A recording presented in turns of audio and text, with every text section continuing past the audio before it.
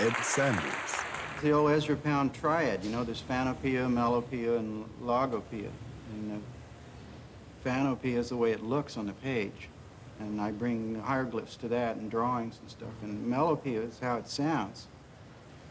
And melopia is where the muse comes in. I think there has to be another muse invented for the electromagnetic era, whom I call retentia, for the retained image on tape or on film or on microdisc or whatever. And I just think it's important to be able to perform your poetry well as for it to look good on the page, which is phanopia, and for it to appear well in the mind, which is logopia.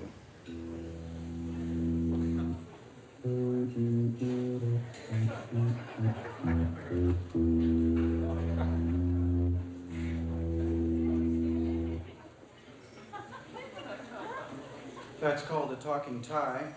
It just goes back to performing. In ancient times, they had a little 4 or 7 string tortoiseshell lyre with the tortoiseshell as the sounding board and little cow horn or wooden arms, and then a crossbar for the strings. And the poet would sit there with a plectrum or something to strum his keys, the strings, and would perform his poetry. And it was this hypnotic, riverine type of verse that people would listen to for hours and hours. These dactyls, da da da da da da da da da da da, you know, and they would listen to it over and over. And I was interested in kind of building a modern instrument, electronic instrument that was small and wouldn't overwhelm the poetry.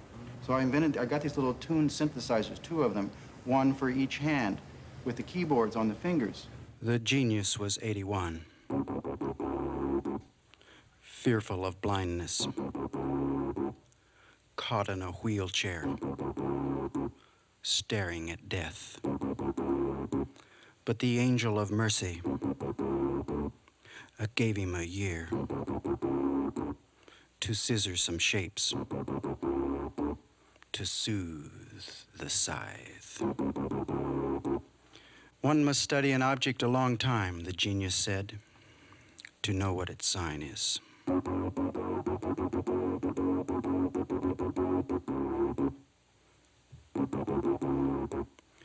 The scissors were his scepter, and the cutting was as the prow of a boat to sail him away, to sail him away, to sail him away.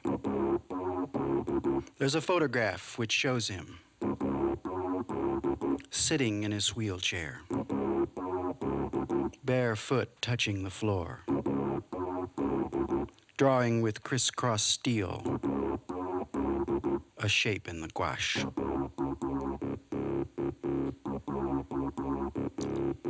His helper sits near him till he hands her the form to pin to the wall.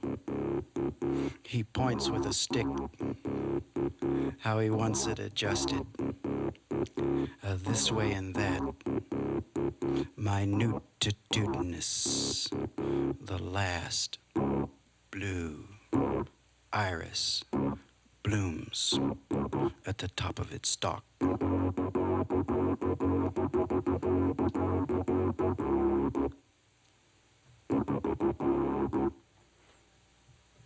Scissor, scepter, cutting, prow, scissor, scepter, cutting, prow, scissor, scepter, cutting, prow.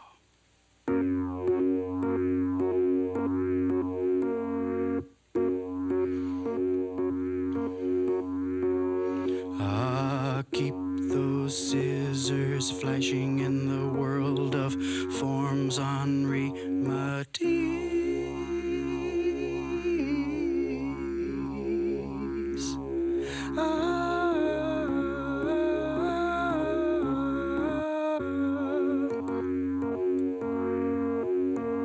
The cutting of the scissor was the prow of a boat to sail him away.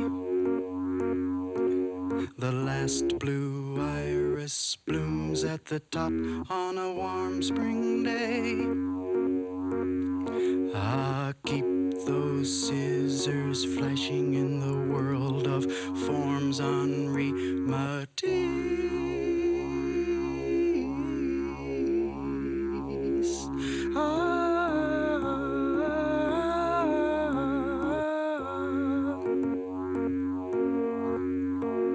sitting in a wheelchair, barefoot touching the floor.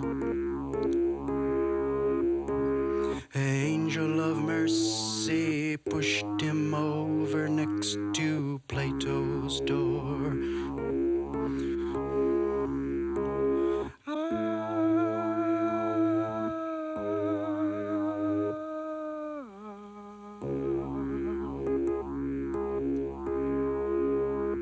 Scissor, scepter, cutting prow. Scissor, scepter, cutting prow.